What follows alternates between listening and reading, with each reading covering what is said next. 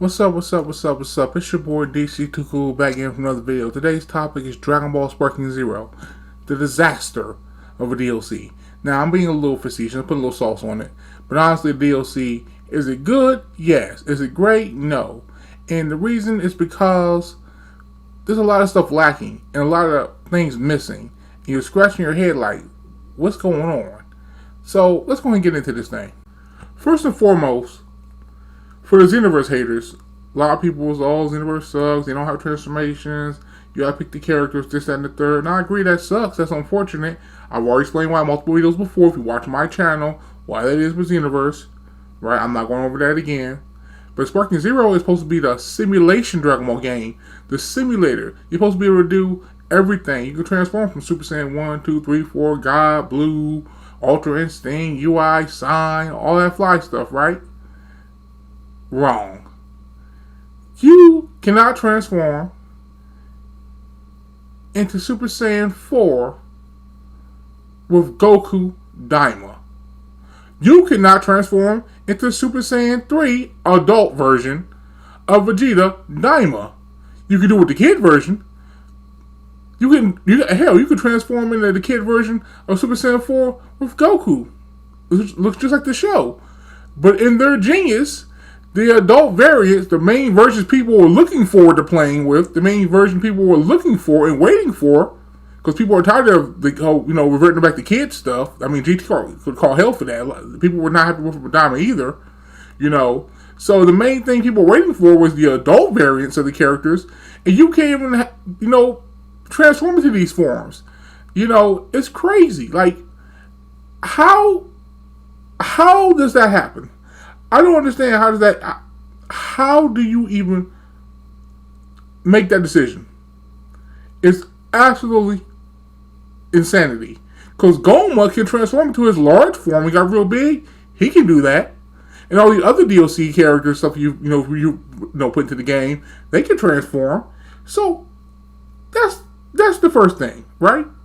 I'm gonna go ahead and show you all a visual I'm talking about. Look, check this out. So I took this picture from my phone and sent it to the PlayStation app, which I showing you guys here. So that's why it's compressed and it isn't in 4K HD the way it should be. But that ain't the point. We can see what's going on here. This DLC and the Sparking Zero DLC is bad because it got worse and worse over time. You went from 11 characters, granted we counting variants. You went from 11 characters in Superhero to 8 characters to 1 to 6. It got worse and worse and worse. No Tamagamis. Tamagami 1, 2, or 3 is not in the game. It's like, bro, with that 8 character pack, why do you just add the 3 Tamagamis and you could have had 11 characters like the first part of the season pass? That would have worked. We got Pansy. I ain't got no problem with Pansy, but Pansy over a Tamagami character? Bruh. No. Come on, man. This is head scratching we've done this DLC. You can't transform. A bunch of kid characters from Daima, who are some of the most popular characters from the series and some of the best fights in the entire series with the Tamagamis, are gone, or not gone, or missing, not in the game. I mean, bro, the main thing that this game has to offer right now is characters, is roster. And when you start fucking that up, what are we doing? So like, people got, people have no right to talk about Xenoverse anymore. You can't transform in the character Super Saiyan 4 Goku. He's just here, just like in Xenoverse. Super Saiyan 3 Vegeta, he's just there, just like in Xenoverse. Like, this is, Xenoverse at least has an excuse. Kind of an excuse why they do it. But Sparking Zero is supposed to be the Transformer. This supposed to be the Transformers, no Decepticon. Like, what are we doing? So we get less and less as time goes on. Even in Michelle, that DLC was weak. I know people want to say, well, it was a special promotion, this, that, and the third. And some people won't even have the nerve to say, well, be grateful. You should be happy he's on the console. No, because he was free. He was paid. It cost me my hard-earned money and yours to get the character. So I'm not going to be grateful that they shoehorn one character into the game who has no transformations, a basic moveset, and they just threw him in there. They didn't give his brother Giblet. They didn't make their Fuse version, and they threw him in there. No new map, no anything, You played them for a week and dropped them. I am not going to be grateful for something I paid for.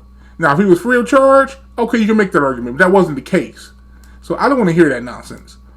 Now, I'm going to tell you something. Dragon Ball Games Battle Hour, we're looking at possibly 6 to 7 months, right? Because it's in April. You might like the DLC. They might announce more DLC to maybe May or June or whatever, if they announce more DLC, which is what we're all assuming, right? You can be looking at 7 to 8 months before you get another update to this game. And let me tell you something. Season Pass, Season 2, next year, Battle Hour, 2026, is going to be make or break for Sparking Zero. We were talking about possibly 7 to 8 months before we get another update. The Battle Hour was in April. They could announce it, coming out today, coming out this month. Or they could not say, this releases in June. This releases in July. Assuming it was DLC, which we all think it's going to be. We could possibly look into 7 to 8 months before we get another update to this game. And we're going to play this for a week or two, and back to Xenoverse. Back to Legends.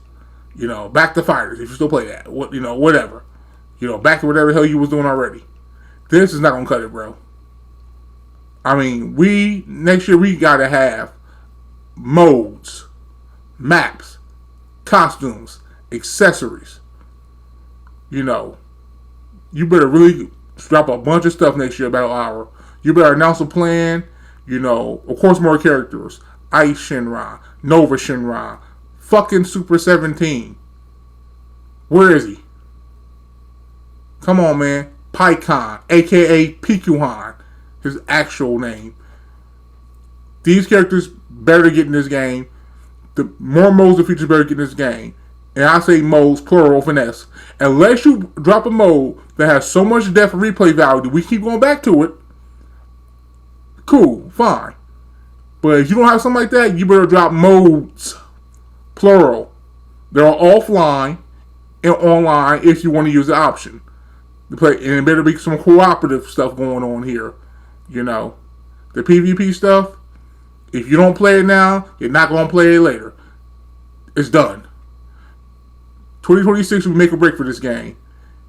This is not, and the DLC is good. I won't say it's not adequate, but the stuff that's missing is really unacceptable. It's just head scratching. I like Pansy, but come on, bro. Pansy, no Tamagami.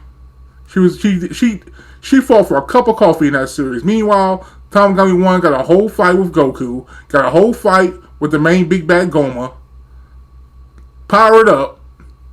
Like, come on. How do you even come to that decision? So, yeah. That's it for me. That's my rant. 2026, they better do something.